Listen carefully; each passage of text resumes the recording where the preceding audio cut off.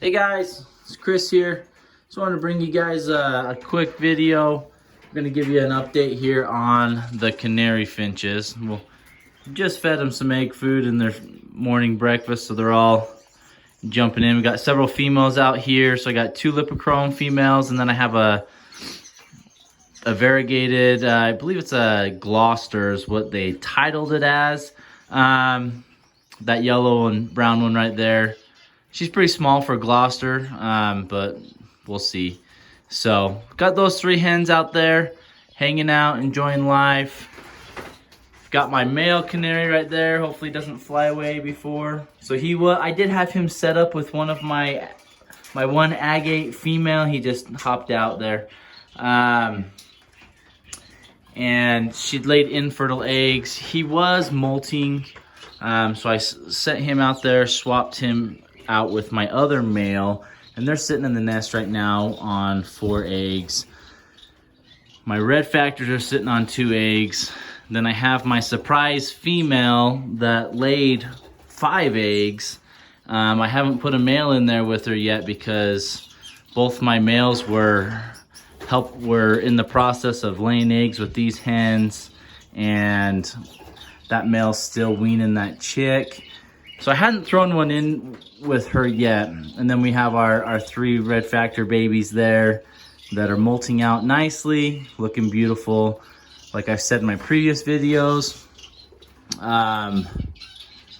these guys, I'm not quite sure if I have a male or female. But I also haven't sat in here to listen to see if any of them have sang yet. Hopefully I at least have one male, because I have a breeder that I've already promised a male to if I have one. So if we have a male, he'll go to that household or to that breeder. But so we have 1 intense down there on the egg food dish, and then we have 2 non-intensive. So the non-intensive means they kind of have more of like a frost tips to their feathers. They're not as deep and dark or intense of a red. And then we have this guy right here who is an intense. And he's showing some dark deep red. So that's the same here with the mom and dad. So the male, he's an intense red factor, and the female is a non-intensive. She's kind of got that frost tone to her. And so if she was orange, she would look very similar to these guys, kind of that light orange. And then if I had color fed him this year, because he molted into a lighter orange, but if I would have color fed him, he would be just as dark as his chick right there. So, so we've ran into an issue here, guys. I have 3 nests of eggs, 1, 2, and 3. None of my eggs are fertile. So that's an issue, right? You're not going to get any chicks if you're laying infertile eggs. So I had swapped out the male with these guys. The male likes to hang out in the nest with her. He's been really good to her. There they are right there. She sits on the eggs and he sits on the edge of the nest. He doesn't bug her. You know, he lets her sit on the eggs. But so she laid again. This is the first time with this male, and they're all infertile. She's been sitting probably for about 6 days. And we should have some signs of development by then in the eggs. And I candled them yesterday. None of them were fertile. She actually laid 3 eggs, but one of the eggs looks like it got drug out of the nest. I don't know if it's from the baby trying to go in the nest to ask for food or what. So she's only sitting on 2. Neither of those 2 are fertile. And upon closer inspection of my male, looks like he's got some pin feathers on his forehead, so he's molting. And then we have this gal here that just doesn't have a male. But I've hesitated to put a male in there with her because obviously my males are throwing clear eggs. So kind of at a crossroads here, and I'm kind of asking, you know, what's going on? Why is this happening? Because I know this has happened for breeders in the past, that maybe their females, they're ready, they're laying eggs, and the males just aren't quite there. And so kind of as I was thinking about it, one issue could be that my males, I just didn't prep them good enough in the off season. Could be that they didn't have a complete molt, and that's why they are molting now. One thing that could be a factor is in the last month and a half, our weather has been so crazy. It's gone from 65-degree weather one day, and the very next day we're down below 32 degrees. And I do have a heater in here and that sort of thing. But when you have a flux in temperature that big, it's really hard for the heater to keep up and keep a stable temperature, right? So the birds are gonna feel that coldness before the bird shed kind of levels out with the heat. So I wonder, with the crazy cold fluctuations in temperatures, that sent my males into a mini molt, because it seems to be all three of my males are going through, whether it's a complete molt or a mini molt. I mean, they did molt in the winter, so I'm kind of thinking it's like a mini molt, and temperature can do that, right? If you're going from extremely warm, wet temps to extremely cold temps in the matter of one day, consistently back and forth to the hot and cold temps, that can kind of mess with your canaries a little bit. So, like I said, I'm at a crossroads, and I'm debating if I take my males out and I throw them out here into the aviary. My one male that I put out there, this last week, he's been singing like crazy.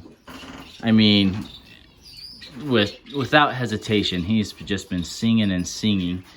My females in here, they're starting to become receptive to the male singing, and they're starting to find feathers and that sort of thing, and pull the newspaper that I have down at the bottom of the cage. If I go over here quietly, hopefully you'll see.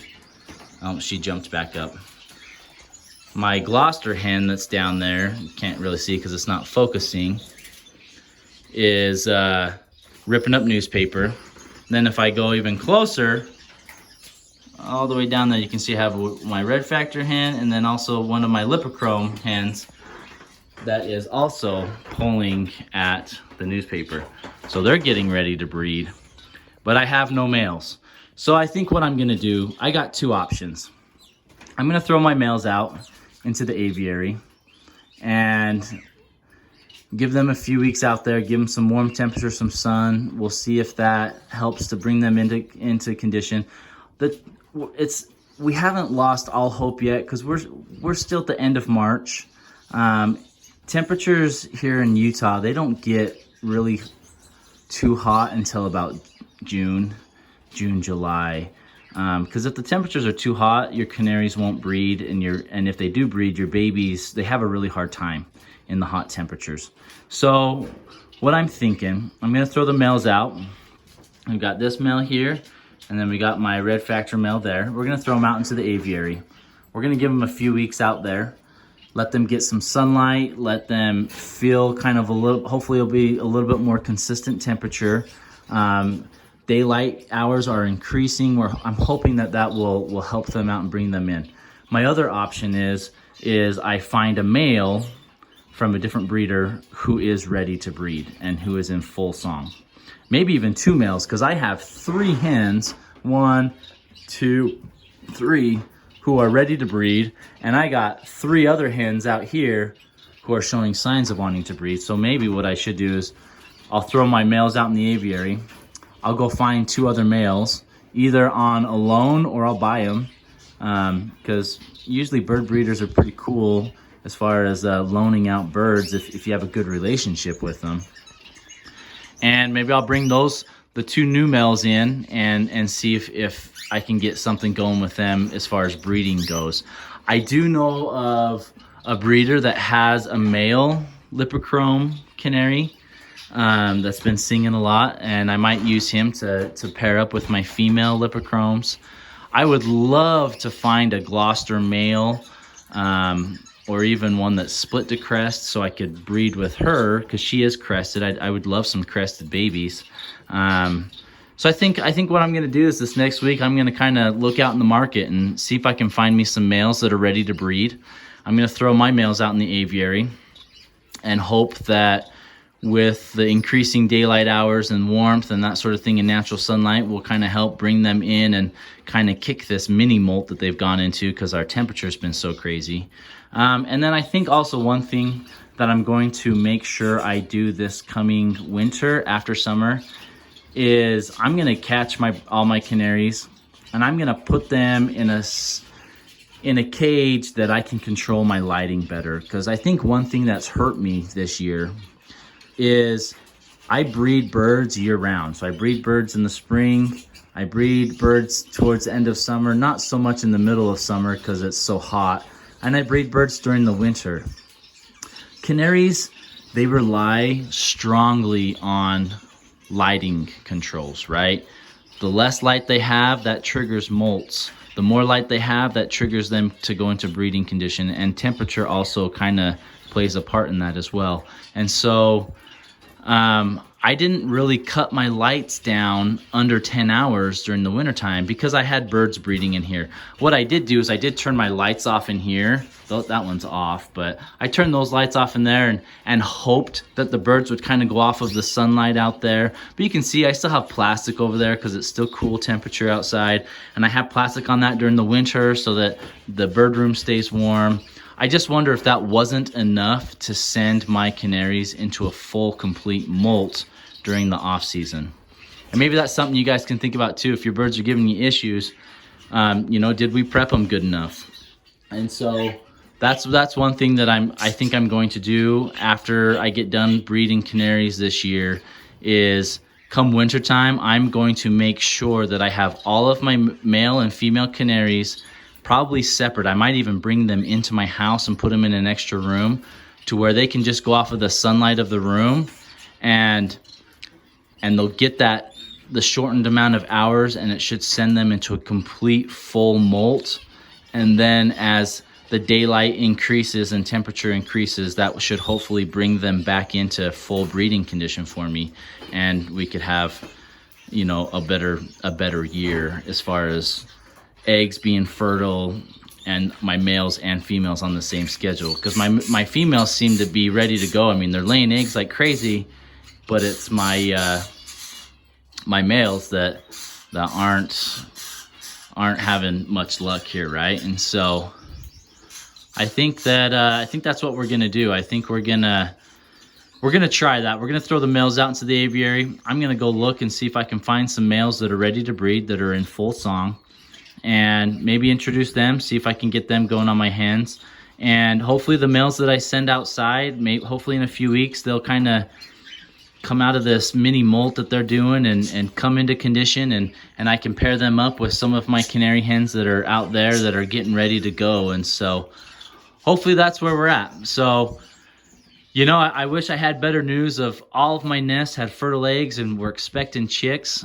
But you know what? Sometimes that's just not what happens. And I want to keep it real for you guys. I want to show you the problems that I have as well as the successes. And I think too many times people only post things online that are only good because they're afraid that people are gonna bash on them because maybe something's not clean enough, maybe something's not right. So just want to give you guys the full story and kind of let you know my plan that's going forward. So we'll see kind of what happens. It'll be an interesting next couple months with the canaries at least, and what's going to happen with them. So we'll see what happens there, and kind of go from there, and we'll keep you up to date. If I get some new males in, we'll definitely do some videos on them, and I'll keep you up to date on the males that I throw outside to let them get some exercise and some sun and hopefully some warm temperatures, and I hope that'll fix it for them. But you know, it may be a complete loss and we have to wait till next breeding season,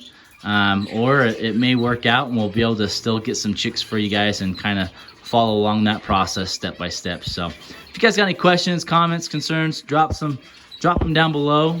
Like and share the video, subscribe, let your other bird nerds know that we got this channel on here, and it's supposed to be educational. It's supposed to help them. It's supposed to give you guys a different view, and this is just based on my experiences. By no means am I claiming that my way is the best way, because there's so many other different ways to breed birds out there that are successful. So just keep me up to date. Appreciate you guys watching. Hope you guys have a great one. Be safe out there. We'll see you next time.